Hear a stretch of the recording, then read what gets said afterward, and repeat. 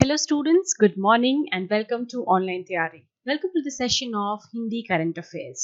और आज के सेशन का पहला क्वेश्चन है राष्ट्रीय विज्ञान और प्रौद्योगिकी प्रबंधन सूचना NSTMIS उसके द्वारा राष्ट्रीय विज्ञान और प्रौद्योगिकी सर्वेक्षण 2018 में किस देश को वैज्ञानिक प्रकाशनों में प्रथम स्थान प्राप्त हुआ है?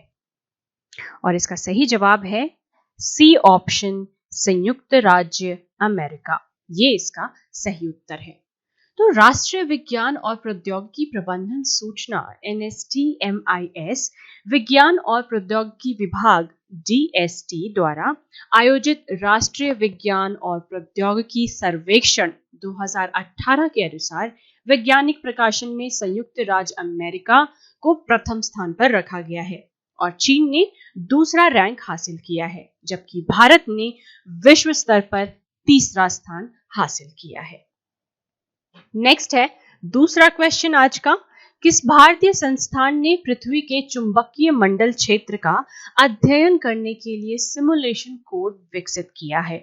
और इसका सही जवाब है डी ऑप्शन, भारतीय भूविज्ञान संस्थान। ये इसका सही उत्तर है।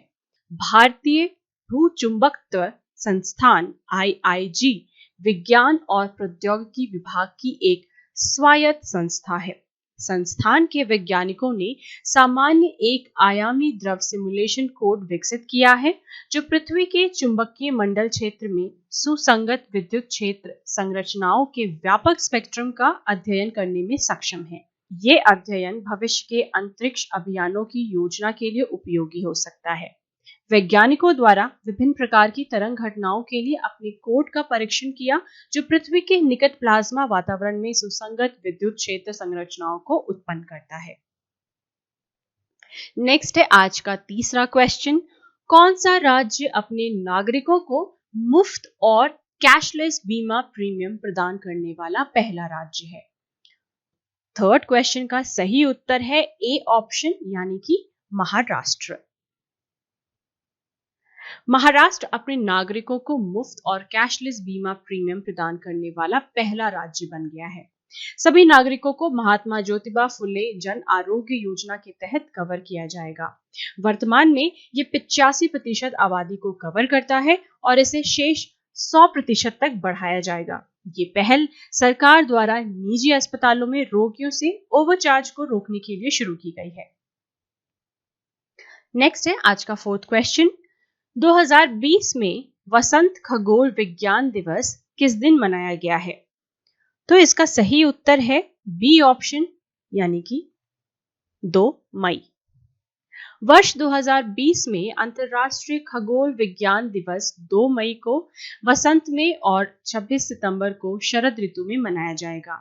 अंतर्राष्ट्रीय खगोल विज्ञान दिवस प्रति वर्ष 2 बार, यानी कि एक वसंत ऋतु में और दूसरा शरद ऋतु में मनाया जाता है। इस दिन संग्रहालय, समाज, खगोलीय संस्थान और तारामंडल खगोल विज्ञान की दुनिया के बारे में जागरूकता फैलाने के लिए सेमिनार, कार्यशाला और अन्य मजेदार गतिविधियों का आयोजन करते हैं। नेक्स्ट क्वेश्चन की ओर बढ़ते हैं। आज का फिफ्थ क्वेश्चन, और आज का फिफ्थ क्वेश्चन है अन्य राज्यों में फंसे हुए प्रवासी कामगारों, छात्रों और अन्य लोगों को स्थानांतरित करने के लिए चलाई जाने वाली ट्रेन का नाम क्या है?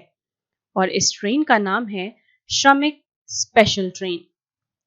अन्य राज्यों में फंसे हुए प्रवासी कामगारों, छात्रों और अन्य लोगों को उनके गांव और कस्बों में ले जाने के लिए श्रमिक स्पेशल ट्रेन चलाई जाएंगी। गंतव्य पर पहुंचने के बाद राज्य सरकार के अधिकारी यात्रियों की अगवानी और उनकी स्क्रीनिंग करेंगे और जरूरी होने पर आइसोलेशन में भेजेंगे। यात्रियों को सैनिटाइज्ड बसों में टोली में लाया जाएगा और सभी यात्रियों के लिए चेहरे पर मास्क लगाना अनिवार्य होगा।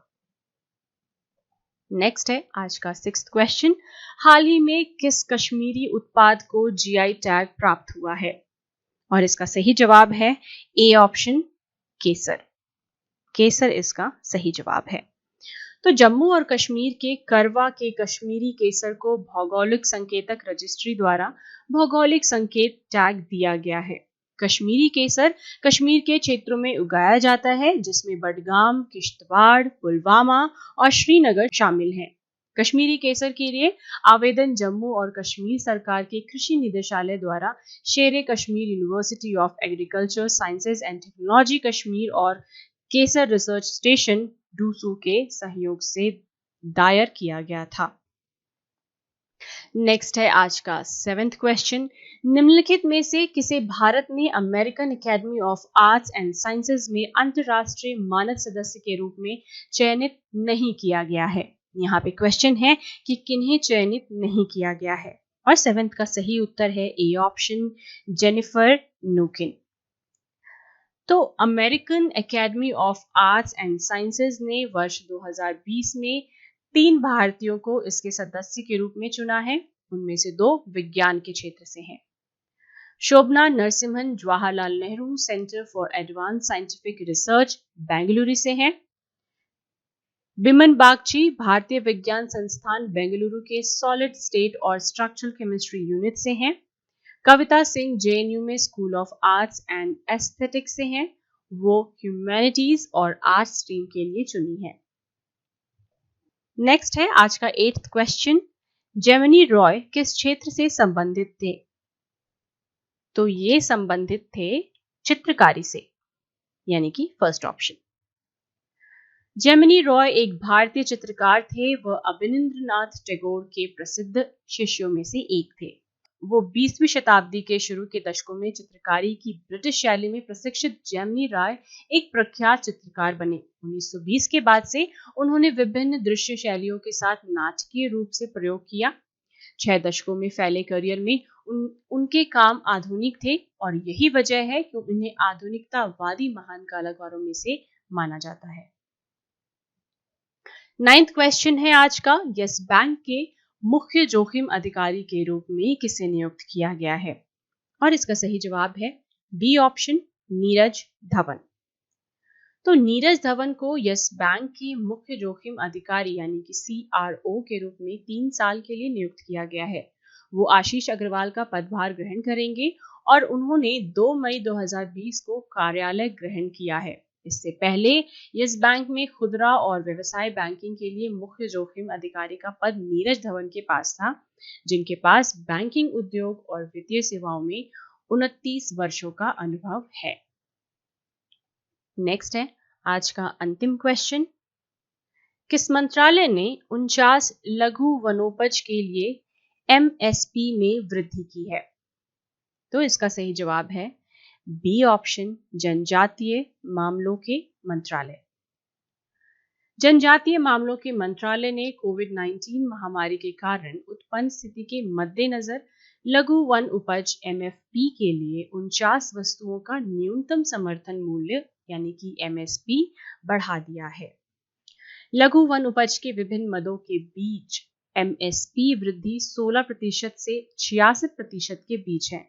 लघु वन उपज MFP के लिए न्यूनतम समर्थन मूल्य भारत सरकार के जनजातीय कार्य मंत्रालय के तहत गठित मूल्य निर्धारण सेल द्वारा प्रत्येक 3 वर्ष में एक बार संशोधित किया जाता है।